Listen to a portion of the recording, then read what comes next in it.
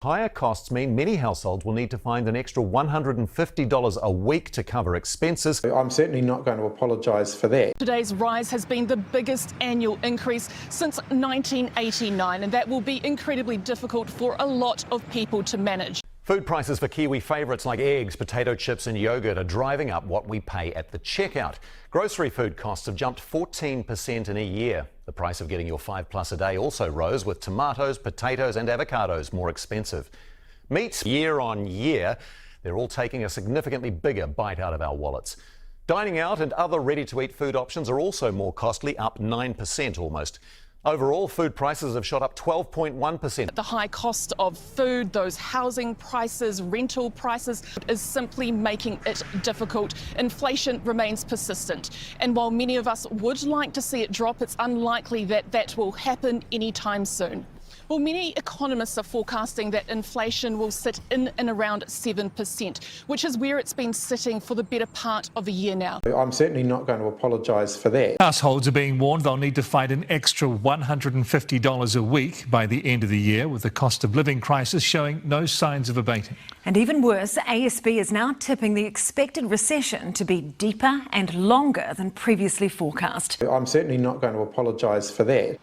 Petrol, food, interest rates, everything seems to be on the up. But ASB is warning it will get worse before it gets better. ASB are warning Kiwi households to have an extra $150 a week ready in their pockets, as the cost of living is only expected to rise even more. I'm certainly not going to apologise for that. It just underscores yet again why we actually need to pay our way in the world, and why, most importantly, we need to grow our economy. In the meantime, most of us might want to buckle up for a bumpy ride. Those financial pressures won't be easing anytime soon. I'm certainly not going to apologise for that.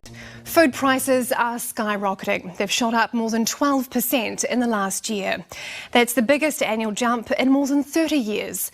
Stats NZ has identified grocery items as the biggest contributor, with an increase of 14%. And fruit and vegetable prices are up a whopping 22%. Stats NZ figures show food prices have had their biggest annual jump since 1989, up 12.1% compared with this time last year.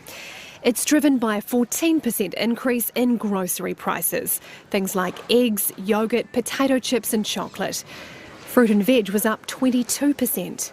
Meat, poultry and fish increased 7.8%. And the cost to dine out or get takeaways rose almost 9%. Economists say with freight, transport and labour costs way up, we might have to wait till the end of the year for prices to come down. I'm certainly not going to apologise for that.